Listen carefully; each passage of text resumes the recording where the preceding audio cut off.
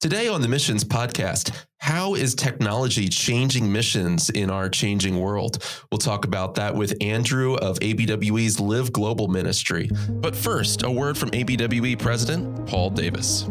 ABWE missionaries are coming beside the lost and the hurting around the world. And through the Global Gospel Fund, they're pulling people from the darkness and training them as leaders.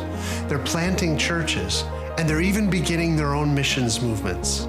You may already support one ABWE missionary. Would you consider a gift to the Global Gospel Fund to support all 1,000 of our missionaries? Thank you for that. Become a partner today at abwe.org/Global Gospel Fund.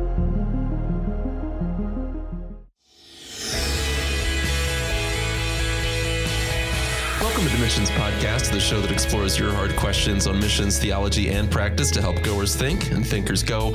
I'm Alex Kochman, Director of Advancement and Communications for ABWE, joined by a guest in studio who we'll introduce in just a moment. Unfortunately, it's not my good old friend and compatriot, Scott Dunford, who comes to us from the West Coast. Scott, there's a lot going on in your world with the church merger that some of our listeners have been following that situation. I know you've shared some updates, but this is our first episode of 2021, and so far this year is completely normal, and there's no controversy or nothing stressful happening in the life of our nation or our world, and I'm sure it's the same for you in Fremont. Yeah, well, the sun is shining and God is on his throne, and I guess that's what matters today. Despite everything else that's going on in the world, which is sheer and utter craziness. But hey, that's not what we're here to talk about. I don't think anyone out there wants to hear you and me talk about politics. No, maybe me. Maybe you and me are actually the only two people. So we do want to introduce our guest this week, Andrew, whose last name we're just going to leave at the initial C, because we want to be sensitive to God's work in the world and protecting our partners around the world. But Andrew serves here on the executive team with Live Global, which is a ministry that, Andrew, I'm sure you'll share more about in a moment. And so I don't want to steal your thunder. Go ahead and tell us what you do here with ABWE and with Live Global, and dive into our topic. Yeah, thanks for having me, guys.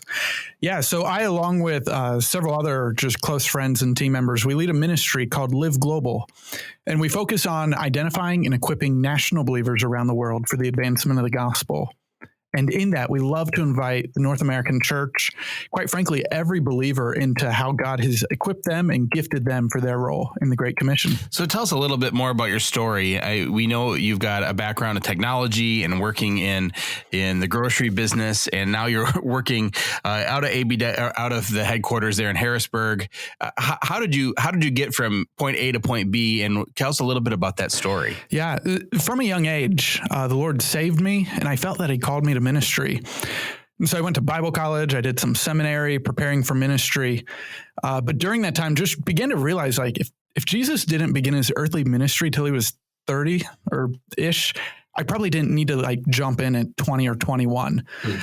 So I went to my local church and said, hey, I feel called to ministry. Put me to work. I want to serve. I want to learn. Jumped into the corporate world doing technology. Worked at a Fortune 17 company in their tech department. Just started off, low-level developer. And by the time I left, I was managing a large group. We were probably more than 80 people who reported to me, helping build a $10 billion e-commerce system. Yeah, that was before, Amazon was doing e-commerce that's ubiquitous and got drones dropping packages on your head, right? I mean, that was pretty much in the early days of some of the things that we take for granted now. Well, Amazon was in the book business and electronics and other things. They weren't in grocery yet. And that's what we were afraid of. So it was kind of a race against Amazon for who would win in the grocery war. And at that time, of course, Walmart was beginning to play in grocery delivery and pickup and things like that. So grocery is kind of the last foray into e-commerce. Yeah. And we were playing that race pretty quick. Yeah. That's the question everyone has is all right, but how are you going to do this with food? So on a different note though, what is Live Global? It's something we've talked about on the show a handful of times. We're also getting new listeners all of the time. I know it's your passion, so go ahead, let it rip. Yeah, Live Global is all about just what God is already doing across the world.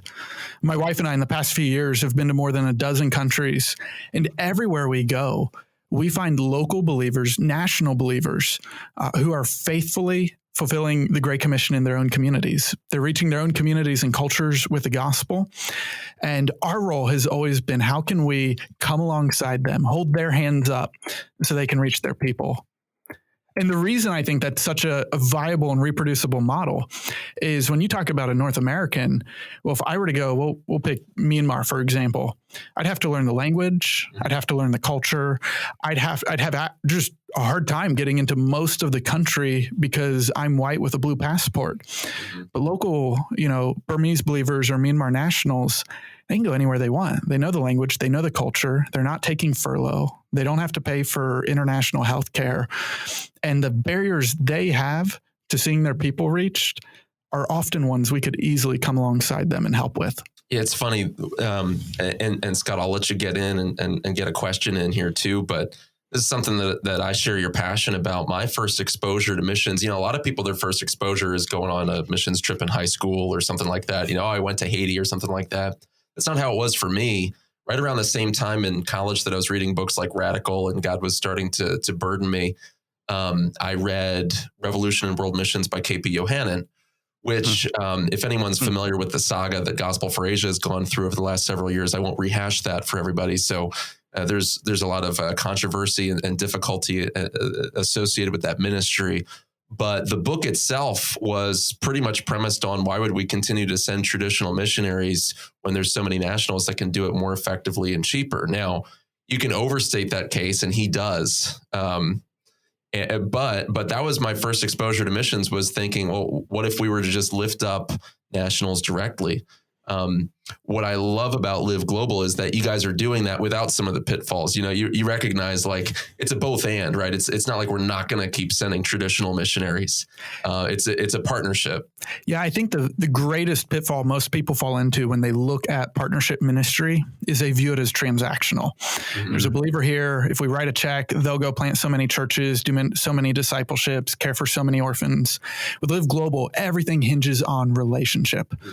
Partnership is relational, not transactional. Yeah. And when it's relational, there's room to live in country and serve alongside a partner. There's room to have a long distance relationship, but you avoid a lot of these pitfalls that otherwise could come up. And that means that, when you guys are raising funds for one of your partners, let's take Pastor Predestin in Haiti and the orphanage that he runs. There's no risk of, wait, what happens to my money? Like, do we really know this guy? Yeah, he's actually been here. You've met him. I've met him. There is real relationship here. So I think that that's really healthy. I love it. Yeah. The number one question I think we get from people is like, well, how do you know you can trust these nationals, especially if you're not living there? How do you know what they're doing? And I typically answer that by like, well, how did my church know they could commission me as a missionary? They spent years in a relationship, watching the ministry, watching what was going on in my life and what I was doing to say, we trust you and we see God's work in your life. It's the same thing with our partners. So, I think we could spend a whole episode just talking about this, and I hope that we'll do that in the near future. But I really want to come back to, there's a part of your story that I still am very curious about that I realized we were moving the podcast along, but so you went from working in technology and helping to build, something to now serving in the area of missions. You have that. So I want to hear a little bit about how God used that time in your life to kind of create I don't know if it was a discontent or what it was that caused you to be where you're at now, but then also to kind of tie that into the question of, you've seen technology being fully leveraged in the area of commerce. You were part of that. Is technology being leveraged fully in the area of ministry? And I kind of want to, hopefully in the next, little bit of time together, dive into some of those details as well. So I just to tee it up again, tell us a little bit more about that transition for you and what caused that. But also answer the question, is technology being fully utilized in ministry right now? Yeah. So when I was in the corporate world, I always kind of viewed it as like, hey, I'm here till God calls me, but I'm hoping he calls me. So I'm working with my church, I'm working with my elders and my pastors. And we began to explore actually doing missions. Like I searched out Indonesia was kind of the country we began to lean into, and was making plans of moving there, took multiple trips, meeting with local believers, preparing to sell my house. Like I felt called into ministry. And it was a side trip to Myanmar that God began to redirect my life. And it was in Myanmar that we began to just observe national believers like in force reaching their country. There's a seminary there that Live Global partners with that we just begin to see believers. They're being trained with a quality seminary education that rivals some of our top institutions here in North America.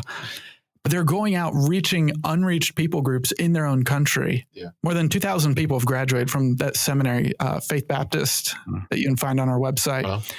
But then while we're there, we visit a Christian elementary school that the vast majority of students there, they're not from believing families. They're from Hindu or Muslim families or Buddhist families, and they're learning the Bible. And the school openly does this with the premise of we're going to teach them English too. And that's such a tantalizing carrot. It's if you teach our kids English, you can teach them anything else you want. And I'm watching an orphanage there led by Burmese believers, rescuing kids who otherwise would be in child labor right now. And at the end of that time, we sat down with my friends there, and they presented us with traditional Burmese gifts, and we kind of likewise reciprocated. And I asked a question like, how could we help? And I thought they would say, hey, why don't you move here and help us teach? Right. But they didn't do that. They were good mobilizers. They didn't move here. I thought maybe then they were going to ask for money. Like, hey, we need money. Can you go raise support for us? No, they said, we need Christian books. I'm like, well, what language? Like, we don't have anything in Burmese or Chin or Kachin. And they're like, no, we want them in English. We teach every student here to learn English because there's so few resources in our native languages that if they only knew that, their education stops when they leave. But if they know English, they can keep learning the rest of their life. Yeah. And okay, like you want books in English. Like, how many books do we swim in here that collect dust? Like, how many pastors have converted their libraries to their iPad and are just kind of done with their commentary set? Yep. Just get it all in Logos. It just, oh my goodness. So we came back and put the word out, and more than 30,000 books have been shipped there now, making it the largest theological library in the country. Wow. But the other piece that really, I said they presented us gifts. They gave us some traditional Burmese clothing, which is like woven fabric. It's like the man dress that you see, the ankle length. It looks good on you. Yeah. I want to wear it here for you one day. But I almost wore mine to match, but I didn't. It was really cool until they explained it to us. And they said, so this pattern right here represents this people group. This one right here represents this conflict. This one represents here is a marriage. This vertical stripe pattern here represents this peace deal. This one represents this event. So if you wear this to these people groups, they'll welcome you. You go to this area wearing it, they're going to view it as an act of aggression. But if you wore it here, you'd be welcomed as a hero. And suddenly this really cool, like dressing like the Nationals terrifies me because I don't even understand the messaging here. And if I lived there, I don't think I'd ever figure that out. I just wonder why some people hate me and some people like me. Oh, yeah. And so coming home on that flight, I began to realize, like, I think the best way God could use me is not by going, because I could live there. I wouldn't know the language. I wouldn't know the culture. I'd be getting sick with the weird, rainy season viruses that come. Maybe he's calling me just to help equip them so they can do the heavy lifting, and then see how many other people are out there that I could help equip, that what they're waiting for, what they desperately need, we swim in here and just don't even realize it. What are you seeing? You have a background in technology. What are you seeing in technology in missions? Is missions using technology effectively? Yeah. So the second question you asked, here's one other thing. My wife and I have been to a dozen countries, and whether it's, Surabaya, Indonesia, or the remote parts of Kathmandu, in the mountain areas, or hanging out, just wherever we go, there's one just surprising thing. And that is the worst cell coverage I have gotten has been in the hills of Pennsylvania. Like, as I go in the Bay Area, which is shocking sometimes. Like, as we go, we don't cell coverage is everywhere. Like, I was in Indonesia. We went for a 12-hour drive into the middle of nowhere. Like, we're going in areas they don't have electric. They have open sewers beside the road. There's no running water. Yeah. Everybody's on a cell phone. Yeah. Like, I've driven by slums in different countries, and they're playing Pokemon Go. And this was back when Pokemon Go was a thing here. Like 2 weeks after it launches here, they got it at the same time we did there. Yeah. And just amazing to me that technology is global. Like the stats say about, depending on where you read, there's about 5 to 6 billion smartphones globally. And some people say that 90% of the world's population has access to the internet. Wow. And so when we think of missions, like let's start with the Apostle Paul, kind of at the birth of missions. Yeah. The Apostle Paul looked around him and said, what do I have at my disposal to advance the gospel? And we often talk about this, right? He had the Greek language, the common Greek language, the Roman road system, kind of the united Pax Romana that Rome is living under. And for Paul, everything that he had that day was put in place by God. Like God waited to get the world ready for the gospel to spread. Yeah. And he did. But let's fast forward to, the printing press, right? You see the same thing there. God laid the foundation for that. And then the Reformation, all of that comes out of that because of technology. So let's go to 30 years ago, right?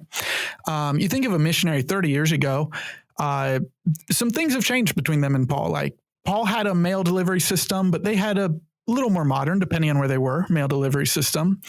Paul was sailing on boats. They had airplanes by then. 30 years ago, like even, international phone calls, like those were, you could do them in some places, but they're rare and they're expensive. And depending on where you're ministering, that may be a luxury that's totally unattainable. Right. Fast forward to now, we can video chat with virtually anyone, anywhere in the world for free. Mm-hmm. I remember in 2015, I had friends in Myanmar, which was at the time the fourth poorest country in the world, and they're video chatting with me about a flood that had come there. And just incredible that real time for free, we can talk to virtually anyone. Yeah. You look at technology today, like we go on and on, but technology's everywhere. I mean, it's picking up your groceries, right? Like technology can do your grocery shopping for you. Yeah. So is technology being used in missions? It is. And since COVID, I think we've seen more of an awakening to that. But I don't think technology's has reached its full potential in the missions world yet. And that's something I'm excited to talk about today. Yeah. I do want to pick your brain a little bit more. We'll do that in just a moment. We're here with Andrew of Live Global, and we'll come right back, talk more about the role of technology in modern missions. Have you ever been approached by a student expressing a missionary call? For the last 15 years, Spurgeon College's Fusion program has been equipping students for missions through life-on-life discipleship, college coursework, and intensely practical training. If you know a student desiring to become a missionary, send them to Fusion at Spurgeon College as their next step. To learn more about how we are equipping students for a lifetime, visit spurgeoncollege.com/fusion. Hi, I'm Scott Dunford, and I'd like to share with you about a new nonprofit ministry established to help churches, Christian schools, and other ministries protect children and prevent abuse. Rich Hamar from Church Law and Tax states that the number one reason that drives churches to court is child sexual abuse. I can't think of anything more devastating to these lives, their families, and our witness before a watching world than sexual abuse that takes place in ministry. The traumatic impact often leaves the vulnerable not wanting anything to do with God or His people. Our efforts toward evangelism, discipleship, and spiritual formation are not only neutralized, but shattered. Evangelical Counsel for Abuse Prevention was formed to help ministry leaders understand the complexities of child protection and abuse prevention. They are establishing standards and an accreditation program that will help verify that appropriate measures are in place at your church or ministry. Learn more about them. Find a helpful and free assessment tool to help you see how you measure up in this area. Go to abuseprevention.org and click on the link for this resource assessment. Evangelical Counsel for Abuse Prevention. And this June, attend the national conference. Go to abuseprevention.org and register with ABWE21 as the promo code to receive 20% off your ticket. That's promo code ABWE21 to receive 20% off. Brooks Buser, president of Radius International. I am here with Mark Dever, senior pastor at Capitol Hill Baptist and president of 9 Marks. When you go to a culture that's a different language than yours, you're ending up in a kind of majority language that's been reached. And there are other peoples still more hidden, and it's those people who are often almost entirely unreached. And they take more cross-cultural effort is there a way we can better train people to have more realistic expectations of what life is like in the kind of 2 steps away from my culture, and be able to sustain family life with its normal difficulties there, so that there can be a long years and even decades long witness in that culture? And it seems like Radius is set up to provide that training. Radius is about reaching unreached people groups. Go to radiusinternational.org, radiusinternational.org. And we're back talking with Andrew C. of Live Global, which is a ministry of ABWE. ABWE is a family of ministries doing a lot of work around the world. And we talk about ABWE as having 1,000 missionaries in 70 countries. That's not even counting all the countries that you have partnerships in, so really the impact of what God is doing through this whole family of ministries is a lot bigger when we take Live Global into account here. I want to play devil's advocate here a little bit. We had an interview with Tony Reinke last year talking about technology and how it can hurt the cause of missions. You can really easily waste your life in front of a computer screen or in front of a cell phone screen. There was an article, I think it was last year, maybe it was the year prior, in Christianity Today asking, is Netflix killing missions, right? So is there a dark side to technology? Is it really like, oh yeah, it's awesome, we can use this for missions? Or, is it a net negative for the cause of Christ in the world? Yeah, I think we see anything good God creates is something that can also be used very poorly.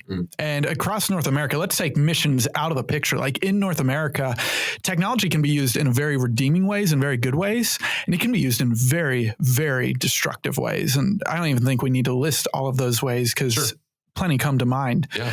And yeah, I would say the same thing with missions, but technology in general is not something that I think we should look at and say, hey, it's bad, we just throw everything out, burn your smartphone, and throw out your TV.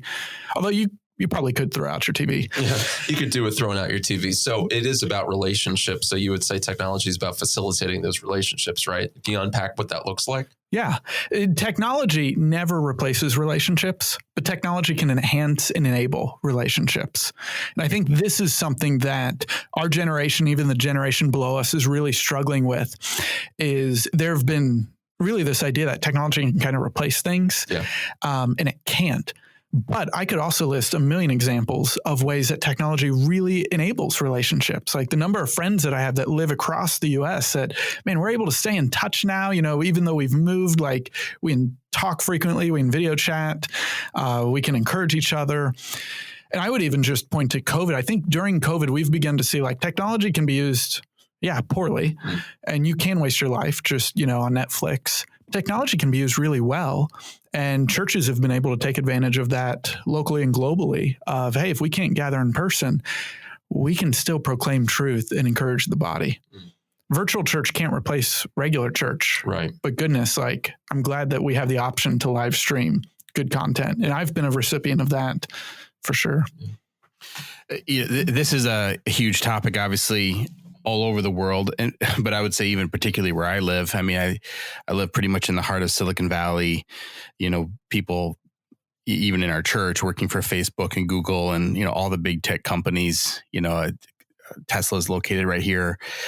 And so, they're kind of at the avant-garde of technology. And yet we're seeing here even some pushback about that, whereas people are kind of over-connected technologically and under-connected relationally. And I realize that's not necessarily the same place all over the world. But what are some of the limitations, that you see or fear with technology? And then I want to transition that over to start talking about ways that we can see some of the good implemented in missions, but also how do we mitigate some of the bad? So I guess starting out, like, what do you see some limitations as far as what technology can do? How do you mitigate against some of those dangers? Yeah, I think the greatest limitation of technology is thinking that it could replace a relationship or that we can somehow automate the advancement of the gospel. That's not possible. But man, technology, I mean, we were talking earlier of the printing press, like technology can be really useful for getting a word out, but the limitations of technology are we are still at our heart relational people because we love a relational God, and we're trying to bring people into a relationship with that loving God. And so, yeah, over-connected, when you begin to look at it, I think technology can also fuel just a natural pride in us and enable some of that.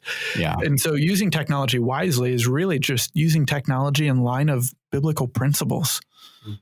Well, we've seen, I mean, we were talking to someone recently, and they kept referring to the people they were talking to by how many Twitter followers they had, as if that mattered at all, as if there might be wisdom in someone that has 0 Twitter followers, and it can be a way that we can, have kind of false pride. Also can be, a danger. And I've seen that right now. There's a young woman, and I need to be careful with some details here that we've been sharing the gospel with, has come to faith in Christ, but she's in a Islamic context, and it's a very, very difficult situation locally here. And so the communication has all been written, and I find myself just grieving through the communication, realizing like there's so much better to be able to sit face to face and read facial expressions and to be able to immediately respond to questions. And yet I'm so thankful for Google Docs that allows me to put thoughts on paper or, on virtual paper and be able to respond in some way. And so even though I recognize like there's huge limitations to technology, I'm also extremely grateful that there are ways that even when doors get shut, and in this case, it's through, persecution by family members, there still is a way to be able to communicate the gospel. And you've already highlighted a little bit of like how COVID has allowed technology to be used in some really, creative and unique ways. But I'm curious from your perspective as someone who's been an insider in technology and a leader in this world, and also now a leader in the missions world, how are you seeing COVID changing the missions landscape, right? Especially when it relates to technology, but specifically, what are some of the things you think are going to be permanently changed because of this, and things that you could say, okay, I think this is a change that's happening, but it's going to be temporary. And I realize I'm asking you to kind of put on your futurist cap and predict what could happen, but that's kind of what technology often does, right? Is try to say, okay, where are things headed? So I'm curious how, has COVID changed things, and what are those things that you think have maybe changed fundamentally and will always be changed? And what are some of the things that you think are maybe just temporary? Yeah. And I'm going to start with, I think, some of the things going on pre-COVID so that we can answer what COVID changed. Some of the things we were leaning into pre-COVID was just trying to use technology to get the gospel into areas we can't get people. So we stood up a website that has a multilingual site with gospel, really just evangelistic resources in numerous languages. And in the, past 2 years, I think we've had visits from virtually every country in the world coming to that. People on Google, people coming for something else and landed on this. What are they searching for? Be searching for any number of things. We intercept visitors who try to attempt to go to liveglobal.org from a lot of restricted countries just to protect the true information on our website. Right. So they would go to our resource site, but people just Googling looking for answers for things. And if you think about it, when you want to know something you don't know, what do? I call my dad. I write him a letter, seal it with a wax ring. I go to my Encyclopedia Britannica set. Right. I call Scott is what I do. We pull our phone out, or we ask Alexa. On Twitter, actually, is what I do. Now, you Google it. You Google it. And so it's like, man, let's get things on Google. Or another example of one of the ways we were just leaning into this is in Nepal, but really throughout Asia.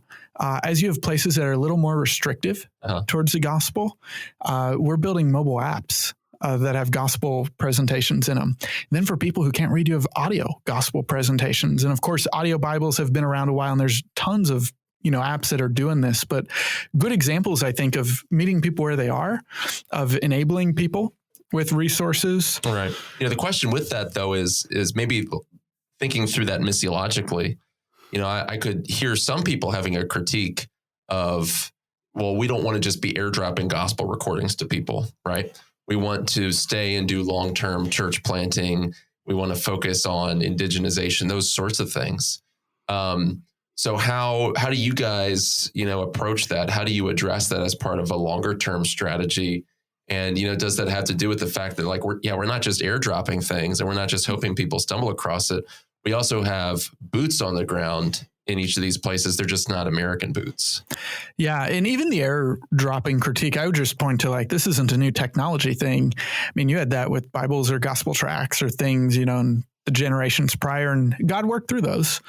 But yeah, ideally, it's not just airdropped, and technology allows for a communication either with the national believer who's helped putting that out, or one of the things, and we launched this a year and a half ago, is someone online who, if you have questions, you read this and you don't understand, we'll connect you to a pastor in the U.S. who can begin talking with you with the goal of connecting you to a pastor who's actually within distance to actually meet up with you face to face. And that's our end goal in utilizing that network. But that's facilitated by technology. Yeah.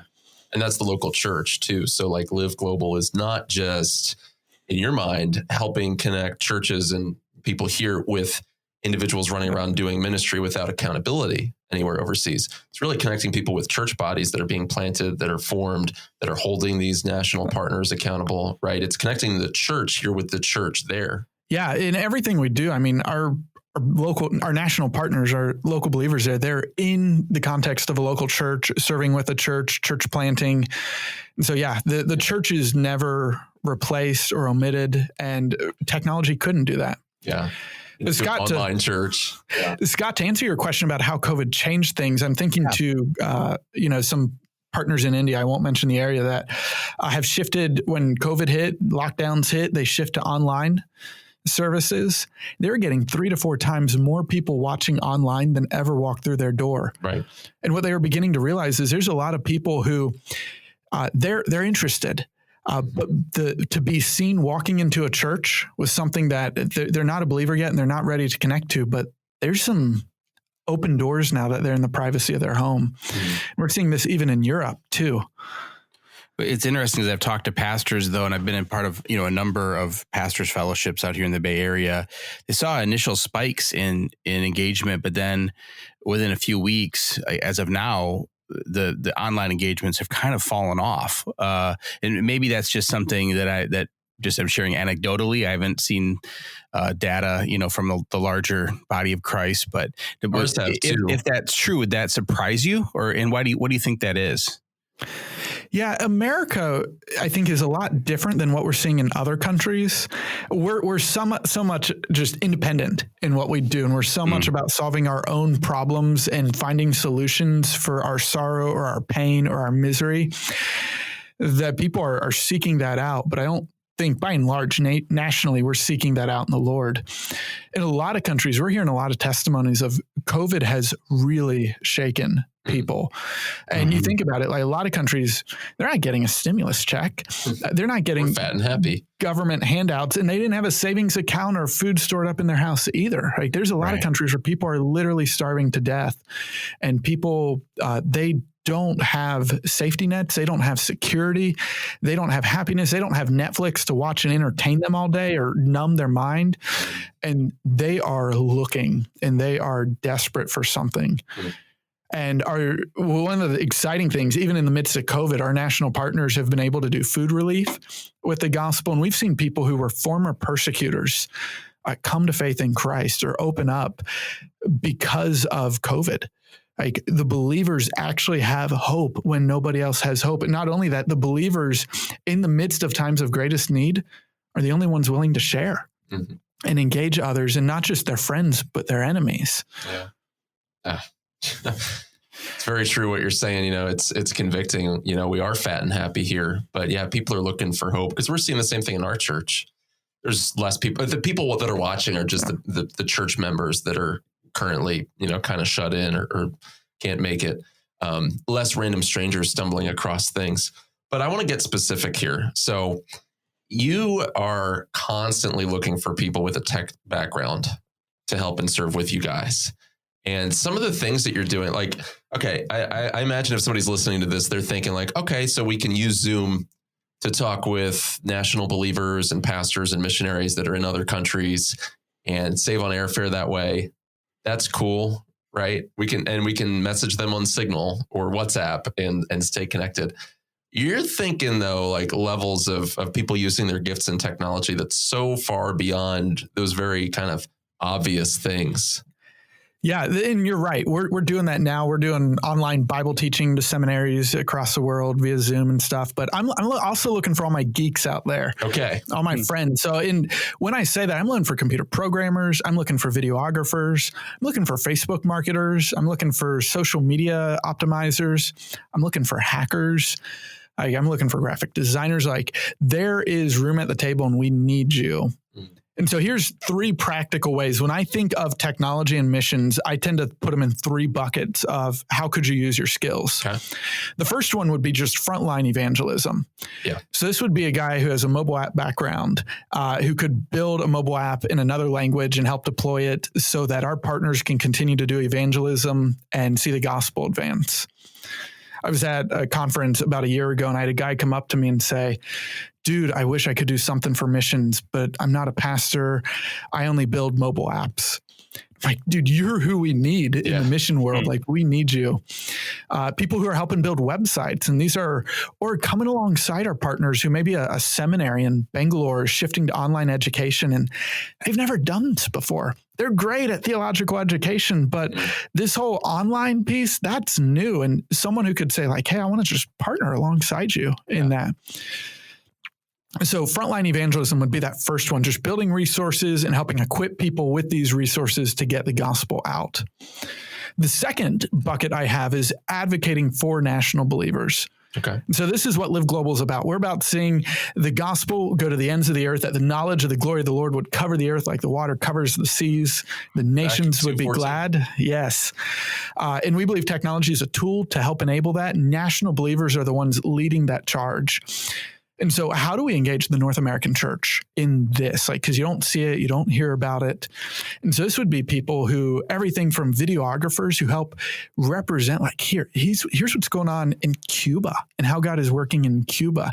Here's what's going on overseas. Here's how girls are being rescued from the sex trade in Nepal or in Calcutta.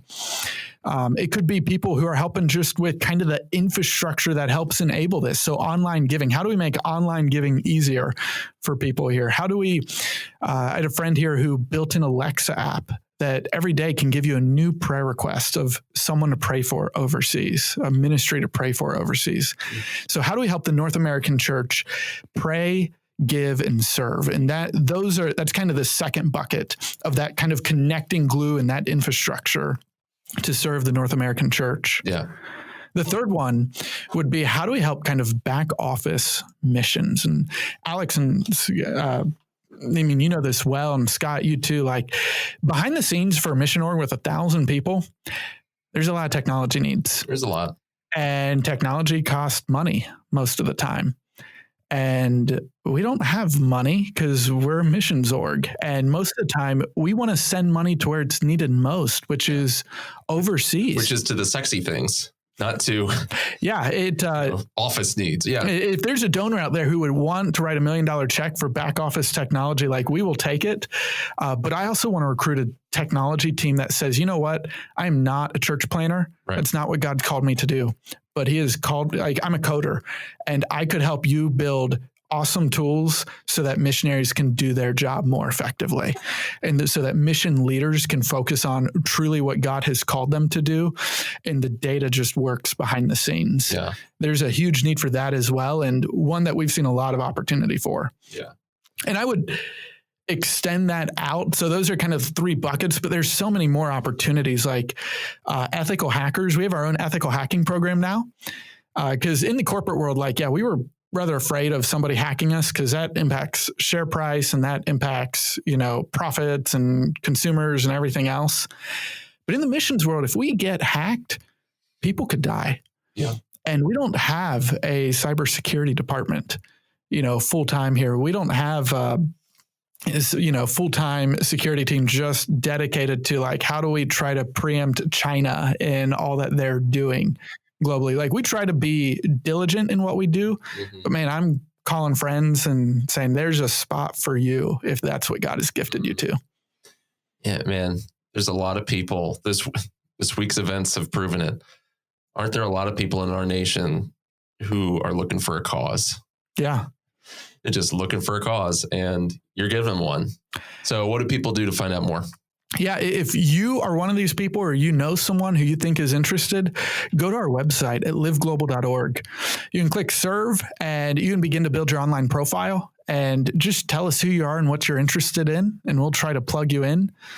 And I would just invite people, like one of our partners said years ago, and it always stuck with me, like the greatest job in all the world is serving the greatest person, Jesus Christ. And this is something beyond just Live Global. We want to see the church advance, and God's gifted everybody in a body for that. So find your spot. I love it. Really grateful that Live Global is a part of the ABWE ministry family. Thank you, Andrew, for joining us here in the studio. And to get more of this show, go to missionspodcast.com or abwe.org/podcast. And before you leave, make sure you smash the subscribe button. Make sure you leave us a positive review and a 5-star rating. That'll help us get this content in front of those that most need to hear. And until next week, thank you for listening to us this week on the Missions Podcast.